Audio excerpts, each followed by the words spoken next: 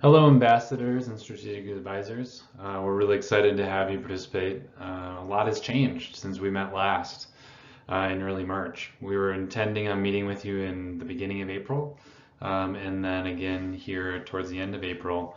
As you all know, we canceled that early April meeting, and we are now doing a combined session that you can do on your own time and your own schedule. We're hoping that that helps to facilitate participation.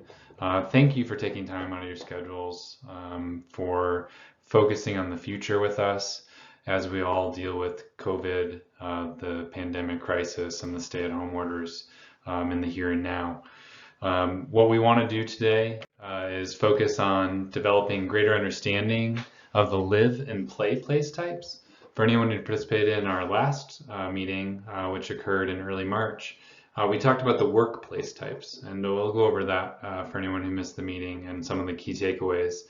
But similarly now for live and play, we'd like to link those to the vision, goals, and framework policies, as well as begin to develop supporting policies, projects, and programs to support and promote live and play place types. A little bit about our team. I'm with MIG. MIG is a planning and design firm. We have been selected to work with the City of Charlotte staff on developing the comprehensive plan, and we're joined by a great team that includes Clarion, City Explained, Economic and Planning Systems, Nelson Nygaard, Pride Public Relations, Urbane Environments, and this team focuses on a lot of different areas that are important to the comprehensive plan, including policy, digital modeling, market economics, thinking about transportation and connectivity, communications, and public relations. My name is Jay Rinkins. I'm a principal with MIG and our firm-wide director of planning and design services. And I've had the great honor to have worked in Charlotte now for approximately 12 years on a variety of different projects, including the Center City Vision Plan, the 2020 Vision Plan, the North Tryon Vision and Implementation Plan, and now the Comprehensive Plan.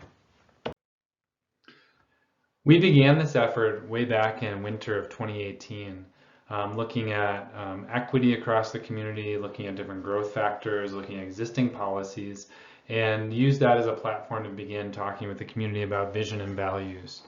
That led us into some scenario planning, thinking about how we grow and what are some of the trade-offs associated with growth that lead us now to phase 3, where we're really focusing on the development of policies and strategies. The real meat of the comprehensive plan, a set of recommendations, priorities that will make up the plan itself.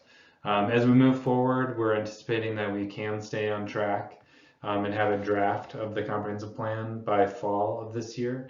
And then going into what is a relatively long review and adoption process, taking us through spring of 2021. We want to make sure that people have a chance to really wrap their arms around the comprehensive plan draft, the recommendations, the implications of those, and that we engage as many people as possible, whether or not they were involved in creating the plan or brand new to the process.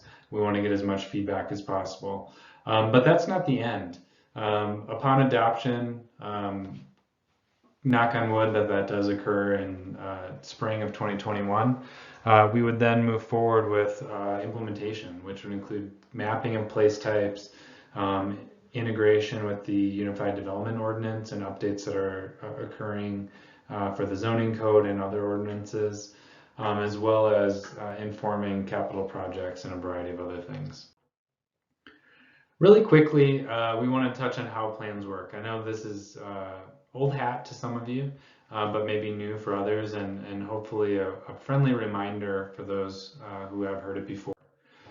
So the comprehensive plan is an overarching guide for our growth over the next 20 years, articulates a shared vision for not just growth, but also development and capital investments, and has transformative strategies for how do we accommodate growth. The comprehensive plan is policy, and that's distinct from regulation in that policy focuses on vision, it provides guidance for how we want to move forward, whereas regulation, the Unified Development Ordinance being one of those, the zoning ordinance being a component of that, the tree ordinance, subdivision ordinance, Those are regulation, and those are must-dos. So policy articulates what we want to have happen, and regulation says what has to happen. We are building upon a long and successful history of planning, stemming back to small area plans of all different types, neighborhood related, transportation related, and those have been really successful in guiding growth and achieving many aspects of the vision that were articulated within those plans. But as we embark on this process, we realize that there's a lot of disparities across Charlotte. And some are a result of more recent planning, but a lot of them stem back decades or even 100 years to a history of redlining in our community, as well as other aspects of embedded policy, procedure that led to having areas with, enjoying a lot of access and affluence, and others lacking those affordances. And so we want to make sure that as we look at the future land uses across the community, as well as other aspects of our vision, that we consider that equity lens. How do all the pieces fit together? The 2040 plan and its framework, which we'll go over in more detail in a moment, is intended to inform capital projects, which then leads to the place type mapping, the Unified Development Ordinance update, as we talked about, a series of companion documents. The comprehensive plan can't do it all. So the county's playbook for parks, the city's Department of Transportation strategic mobility plan, all these things will articulate in greater detail the intent, the vision articulated by the comprehensive plan. And then ultimately those will also inform the capital improvement plan, CIP. To make sure that that's actually reflecting what the community is saying, we need to engage a lot of different folks. And so far, we've engaged over 500,000 people in this process in some way, shape, or form. And I think we're going to have to be even more creative, given the existing crisis, given what is likely to be a slow ramp up moving forward. And so we're going to have to utilize these virtual tools, some of the things that you're using to participate in this meeting.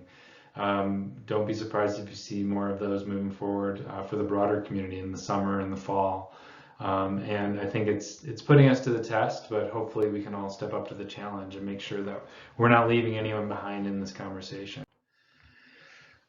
The conversations that have happened to date have led to what we're calling our vision framework, led by the guiding principles across the top here: authentic, equitable, and integrated, our vision elements, a set of goals and framework policies. Those were summarized in what we're calling the summary wheel, which some of you may remember from the meeting in early March or in February. In the meeting in February, there was a pretty detailed discussion about how this informed the overall framework and organization of the plan, and then also how does this overall structure support what we've been hearing so much from the community in terms of creating more complete neighborhoods. Charlotte is a community of neighborhoods, but some of those neighborhoods really benefit from having great access to amenities, goods, services, jobs, housing, and others really suffer from having either poor quality amenities nearby or no access at all. And so as part of this planning effort, we want to make sure that our neighborhoods become more complete, an aspiration that all neighborhoods are complete by 2040. And that meaning that they provide residents with safe and convenient access to a variety of housing, jobs, goods, services, and other essential amenities. We think that place types is a pretty critical component of creating complete neighborhoods and a complete Charlotte. And a traditional comprehensive plan, it would focus on future land use first and foremost, and then touch on a lot of different topics through a policy lens. We wanted that the physical mapping of the community, the tools that we're creating to do so post-adoption of the plan, to address more than just land use, to think about the character and the quality of our neighborhoods, the built form, where are appropriate places for more intensity, where are appropriate places for better transitions to our existing neighborhoods, Where do we want to protect that character or preserve it to the extent possible while allowing, more nuanced changes versus where there's some places that might make sense for more dramatic changes within the built form. Thinking about how people get around, whether they're living, working, or playing.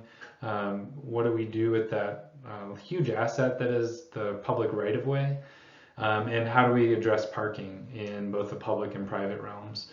And then also quality of life infrastructure, the tree canopy, the natural spaces, water quality, recreational opportunities, and social spaces across the community.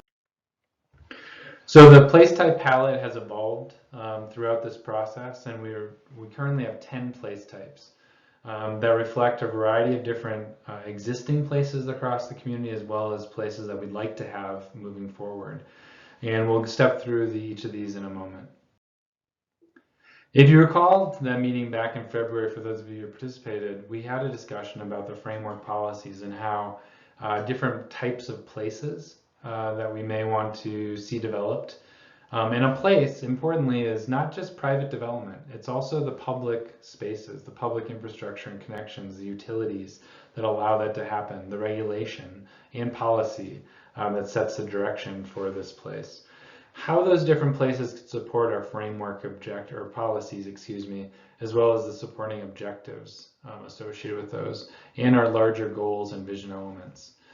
We then, in the last meeting in early March, kind of flipped that around and talked about, well, let's look at the places first and think about policies that support then the development of those places. So we call those supporting policies. And we wanted to think about the places in a way that made sense for people. And we think that is probably most easily understood thinking about work, live, and play. So place types are the building blocks of complete communities. We've said that already. While complete communities provide diverse opportunities to work, live, and play. So by its very nature, a complete community can't be made up of just one place type. We need to think about how the places work together. Some places representing work, some places representing where we live, our neighborhoods more so, and some where we play, where there's this interaction of live and work and entertainment, dining and shopping. And so on that work-live kind of continuum, we launched into our last meeting and talked about the workplace types specifically. And we talked about where those workplace types were maybe needed around the community, where they don't exist today, where they might exist today but don't meet the aspirations that we're articulating through our place types in the comprehensive plan. And then we looked at example places, example geographies within Charlotte that we think either represent this place now or should in the future, and talked about what were the specific needs of these example places. And what we heard was that people really thought that, particularly when it comes to the workplace types, and particularly with industrial place types, so that being the general industrial and the light industrial mixed use, that we need to really think about environmental impacts and environmental justice. That we need transportation connections to these places because they represent jobs in our community. And so while these workplaces are not especially well distributed around the community, and we want to promote better distribution and development moving forward, we also can connect people via transportation to where those jobs already are, to those workplace types. And then looking at greater opportunities for adaptive reuse and interesting architecture and identity. And then we want a better concentration and mix of uses, even within the workplace types. So maybe they're not as mixed as, say, some of our place types, our centers, but we want to ensure that they have amenities, that they stay competitive, and that they allow for people to access daily goods and services, just like some of our other place types. So that's the end of part one. Our part two, and part three are going to be focusing on our live place types and our play place types. So we'll look forward to seeing you in the next video.